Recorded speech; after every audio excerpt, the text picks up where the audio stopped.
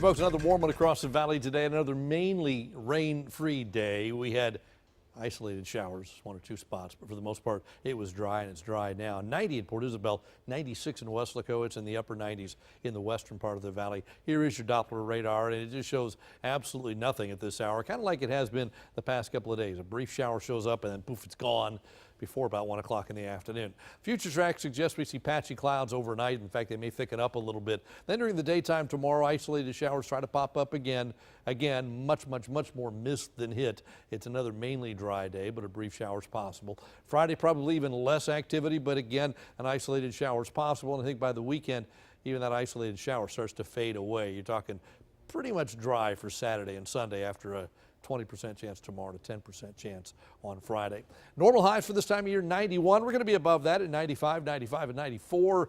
Records are well above that. We're not going to threaten those, but certainly above average. Of course, all the talk is about Maria now exiting Puerto Rico after a very rough day there. Closer look at it, and still an impressive presentation on the satellite. Now starting to see an eye kind of reform after going across the mountains of Puerto Rico, but as it reemerges, good chance it's going to strengthen once again, even though it's down to a Category 2 as we speak. Here are the coordinates, 18.8 and 67.3. It's Category 2 with winds of 110 miles per hour. Forward speed picking up a little bit now, about 12 miles per hour. You see that path. There's St. Croix. The eye wall stayed south of St. Croix. The eye did. The northern eye wall clipped that just a little bit. And then right across the heart of Puerto Rico. San Juan kind of on the northeast coast up here. So again, that eye wall probably about this wide. So you can see the areas that were impacted by that. Still a Cat 2 tomorrow. By the time we get into late in the week, it strengthens a little bit, at least briefly, back to a Category 3. Pretty strong confidence it stays out of the Gulf of Mexico and away from Florida. Once you get, though, past, say, the Carolinas, all bets are off as to what's going to happen after that, but more than likely it stays in the Atlantic, but that's not a done deal by any means. Here's a look at what's going on in Texas tonight. Pretty quiet night.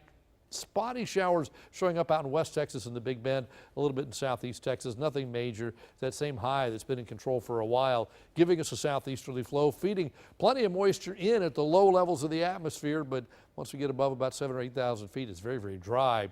Pretty good disturbance comes into West Texas, bringing showers to them over the weekend. But that disturbance, instead of coming this way, is going to lift out to the northeast. If anything, if it moves at all, and that keeps the rain, again, well away from us, but maybe puts a little water in the watershed. Not a lot, but a little bit. So tonight, 78, partly cloudy, warm and humid. The showers, as spotty as they were, are gone. Then tomorrow, partly sunny with nothing more than a stray shower, back up to 95 degrees.